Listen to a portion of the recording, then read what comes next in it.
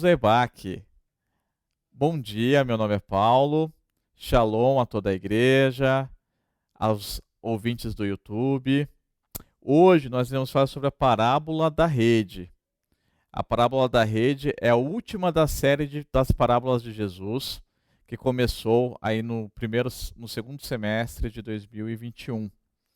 E nós iremos hoje ler a parábola no qual Jesus continua falando a respeito das verdades espirituais, dessa vez mais voltada para a igreja. Então a parábola da rede, ela começa assim: igualmente o reino dos céus é semelhante a uma rede lançada ao mar, e que apanha toda a qualidade de peixes. Estando cheia, a puxam para a praia e, assentando-se, apanham para as cestas os bons, os ruins, porém lançam fora. Assim será na consumação dos séculos. Virão os anjos e separarão os maus dentre os justos, e lançá-los-ão na fornalha de fogo. Ali haverá pranto e ranger de dentes. Então o Senhor Jesus estava falando ao povo, estava falando aos discípulos, e ele começa uma série de parábolas. Nesse mesmo capítulo ele fala sobre a parábola do trigo e do joio, ele fala, que nós já vimos numa aula de EBAC, ele fala sobre o tesouro escondido, ele fala sobre a pérola de grande valor. Essa foi a última do pastor, que falou a respeito aí da pérola preciosa que é Jesus. E ele continua, e o Senhor Jesus continua falando sobre aí a questão da rede. É muito legal, gente, porque quando o Senhor Jesus ele fala com o povo, com os discípulos, nós temos que ter em mente o contexto, né? Nós estamos no contexto agrário, no contexto de Israel, no contexto de um país que tem um lago, que tem mar. Então, quando ele fala ao povo, ele usa daquilo que ele está vendo. Tanto a questão do campo, como do tesouro, como da pérola preciosa. E aqui ele coloca uma cena muito comum, né? Principalmente até para os discípulos. Existiam discípulos que eram pescadores. Então ele coloca ali uma imagem, que é essa imagem aqui. Olha só que legal essa imagem contemporânea, né? Vocês podem ver a imagem, tá aí uma pesca, né? Essa pesca mais industrial, cheia de peixes.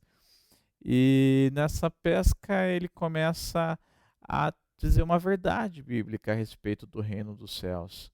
Ele fala que o reino de Deus, ele é semelhante a uma rede lançada ao mar, que pesca um monte de peixes, né?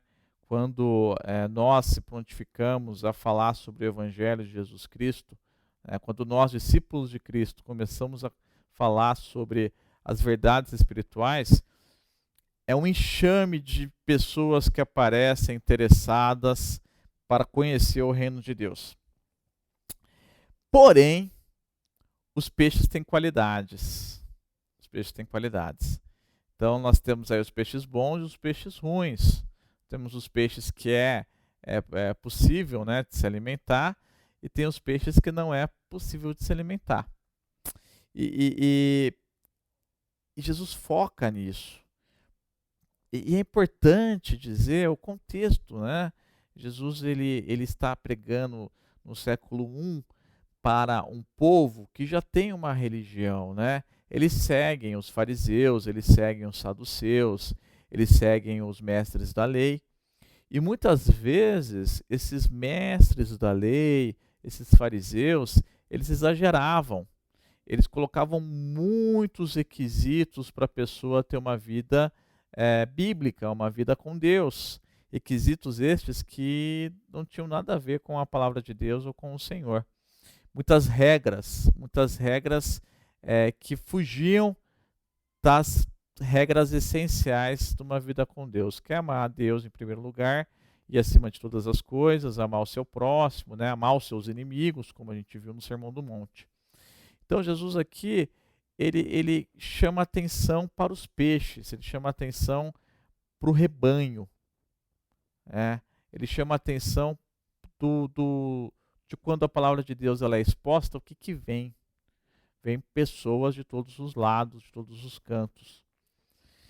E da mesma forma que ele falou na parábola do trigo e do joio, que esses peixes seriam separados, ele também fala aqui que os peixes serão separados entre os bons, que irão ver o reino dos céus, né? E os peixes que não estão prontos, né? Os peixes que não são justos, né? E esses maus peixes serão lançados na fornalha de fogo, e ali haverá pranto e ranger de dentes. É interessante esse texto, porque ele faz uma referência bíblica a Apocalipse 20, 11 a 15. E eu gostaria de ler esse texto com vocês, tá? Ele está revelando uma verdade espiritual futura do julgamento do trono branco, né? Para quem conhece o livro de Apocalipse, ele tem muitos sentidos figurados no livro de Apocalipse. Mas chega lá no final, me parece muito claro o que João estava falando como uma revelação dada por Deus a ele, né? E ele fala a revelação da seguinte forma: eu vi um grande trono branco e o que estava sentado sobre ele, de cuja presença fugiu a terra e o céu, e não se achou lugar para eles. Então, e vi os mortos, grandes e pequenos, que estavam diante de Deus, e abriram-se os livros, e abriu-se outro livro, que é o da vida. E os mortos foram julgados pelas coisas que estavam escritas nos livros, segundo as suas obras. E deu o mar os mortos que nele havia, e a morte e o inferno deram os mortos que neles haviam, e foram julgados, cada um segundo as suas obras. E a morte e o inferno foram lançados no fogo de fogo. Essa é a segunda morte. E aquele que não foi achado escrito no livro da vida foi lançado no lago de fogo. Então é interessante que aqui Jesus ele começa a falar o seguinte: olha, ele começa a falar sobre o destino daqueles que conhecem a Cristo, daqueles que conhecem a palavra de Deus, só que essas pessoas elas apenas conhecem, elas não vivem, elas não são filhos de Deus verdadeiros. E Jesus fala o futuro deles, que é ser lançado num lago de fogo e de enxofre. Eu queria fazer um parênteses aqui quanto a essa palavra. Há uns 10 anos atrás, eu estava na faculdade, né? E eu tinha um amigo muito querido, muito amado. Vou até falar o nome dele aqui, ele chama Diogo. E o Diogo, ele não era cristão, ele não conhecia, não tinha base bíblica, ele não sabia nada a respeito do mundo espiritual. E ele era muito meu amigo, eu orava por ele praticamente todos os dias, durante aqueles 5 anos de faculdade. E uma vez eu estava num intervalo de aula, né? E eu estava conversando com uma amiga cristã, e nós estamos falando sobre o Apocalipse, nós estamos falando sobre o julgamento final. Nós estávamos falando sobre aqueles que não iam seguir a Cristo. E nessa fala chega esse meu amigo Diogo. E aí eu e a minha amiga, a gente fica um pouco constrangido, né? Porque talvez seria uma das primeiras mensagens dele a respeito do juízo final, se ele conhecer o amor de Deus. E ele falou assim: continua. Eu quero saber sobre o que a sua Bíblia diz, eu quero saber sobre esse julgamento. E aí, eu fiz direito e falei assim: olha, o tribunal de Deus é como se fosse um tribunal humano, né? Todos terão que comparecer perante o Deus Criador, e nesse tribunal nós seremos julgados, né? Existe aí um procurador, um advogado chamado Jesus, que vai nos absolver aqueles que o seguem. Já aqueles que não o seguem, eles serão condenados pelas suas obras, por tudo aquilo que não desagradou a Deus. E eles vão ter um fim, né? Vão ser jogados no lago do enxofre. E aí ele ficou olhando assim, né? Uma mensagem dessa. E ele não se converteu, tá, gente? Daquele momento, Passado alguns anos posterior à faculdade, ele veio a conhecer Jesus. E às vezes a gente dá risada, né? Que fala assim, nossa, Diogo, você já ouviu logo de cara sobre o tribunal de Cristo, sobre o trono branco. E eu queria chamar a atenção aqui a um outro ponto dessa parábola de Jesus. É sobre a igreja. Quando Jesus diz que vai vir um enxame de peixes, porque foi lançada a rede, foi lançada a palavra dele. E isso quer dizer que muitas vezes dentro da igreja nós temos dois tipos de povo. Nós temos o povo da cruz, o povo verdadeiro, o povo que quer seguir a Jesus, mesmo com os seus pecados, com as suas falhas, com os seus defeitos. Eles estão lá disponíveis para ser lapitados pelo Pai Celestial, lapitados pelo Espírito Santo, para começar a dar fruto, para ter os dons espirituais dados por Deus. Eles estão lá como filhos amados. O livro da vida, eles estão escritos no livro da vida que Apocalipse fala. Mas da mesma forma que existe o povo de Deus, existe também um povo dentro da igreja, que são os peixes maus, né? Um povo de morte, trevas. Nós podemos também aí utilizar como parábola, né? Que se nós se alimentarmos de um peixe mau, nós iremos perecer. Nós iremos ter uma dor de barriga, uma intoxicação alimentar. Quem nunca teve uma intoxicação alimentar por problemas relacionados a peixe, a crustáceos, a tudo que tem a ver com animais marinhos? Isso pode levar à morte, a morte espiritual. E isso é muito importante nós sabermos como cristãos, porque na verdade Jesus estava advertindo os discípulos. Ele estava falando claramente que existia esses dois tipos dentro da igreja. E que uma vez lançada a rede, iria atrair todo mundo, uns bons e uns maus. E por que isso é importante? Porque muitas vezes nós se decepcionamos com pessoas dentro da igreja. Fulano de tal teve uma atitude totalmente incoerente com a palavra de Deus. Fulano de tal diz que é cristão, mas tem tais e tais práticas, prejudica tais e tais pessoas, né? E nós temos que tomar cuidado, um cuidado com quem se diz cristão, né? Pois nem todos que se dizem Senhor, Senhor, Senhor herdarão o reino dos céus. E essa palavra também é de Jesus. E aqui, Jesus fala advertindo com relação aos líderes religiosos. Mas ele também fala do mundo futuro, do mundo da igreja, dos problemas da igreja. Olha só, vai ter de tudo na igreja. E Jesus vai além, ele fala também da condenação, né?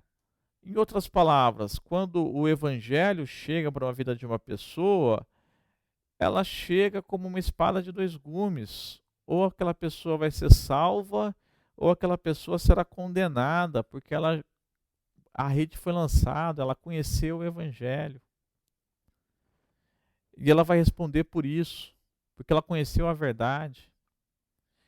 E a verdade, se ela não se prostrou à verdade de Cristo, ao senhorio de Cristo, ela vai ter um destino final triste.